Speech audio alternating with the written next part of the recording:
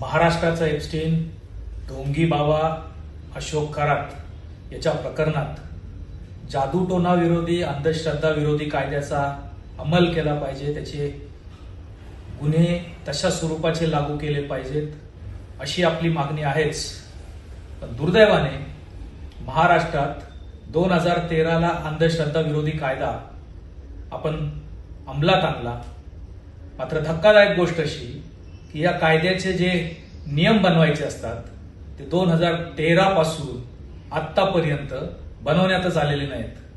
माझी राज्य शासनाला, मुख्यमंत्री देवेंद्र फडणवीस साहेबांना विनंती आहे की या संदर्भात तातडीने कारवाई करायला लावून सामाजिक न्याय विभाग आणि अन्य विभागांशी समन्वयाने हे कायदे कसे अंमलात येतील याच्यासाठीचे नियम तातडीने तयार करायला घेतले पाहिजेत. राज्यभरातल्या पोलीस स्टेशनमध्ये या आपल्या कायद्यानुसार अंधश्रद्धा विरोधी कक्ष, सेल तयार करण्याचं एक महत्वाचं प्रावधान आहे, तरतूद आहे.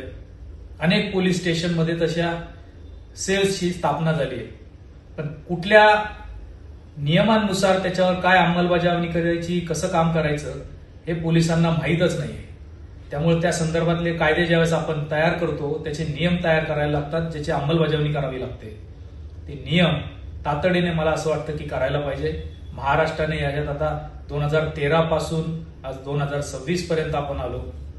10 वर्ष जर आपण कायद्याचे नियम बनवत नसू तर त्याच्यासारखं लांछनास्पद काही नाही. त्यामुळे अशा बाबांचं, असल्या भोंदू बाबांचं फावतं.